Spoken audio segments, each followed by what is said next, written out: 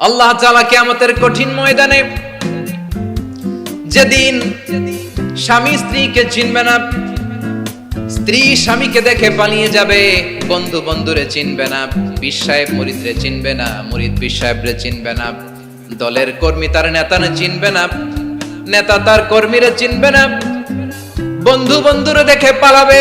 কঠিন মুহূর্তে সূর্যটা মাথার কাছে চলে আসবে, জমিনটা তামার জমিন হবে, আজকের জমিনের মতো নয়।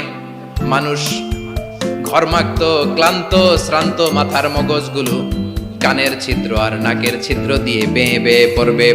বিশ্বনবী ফরমান, ময়দানে 7 শ্রেণীর ব্যক্তিকে রব্বুল আলামিন তার আরশের নিচে ছায়া দিবেন। তার মধ্যে প্রথম শ্রেণীর ব্যক্তি হলো ইমামুন আদিল। ইমামুন আদিল, ন্যায়পরায়ণ শাসক,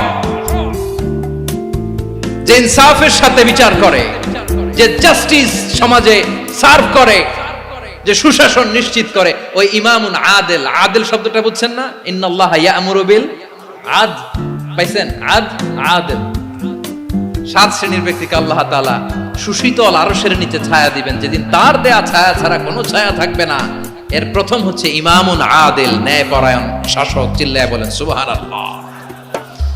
আবার বিশ্বনবী বললেন, ইন্নাল মুকসিতিনা ইনদাল্লাহি আলা মানাবিরা মিন নূর আন ইয়ামিনির রহমান। কিয়ামতের দিন যারা ন্যায়পরায়ণ হিসেবে আল্লাহর সামনে দাঁড়াবে, কিয়ামতের দিন রব্বুল আলামিন তার আরশের ডান দিকে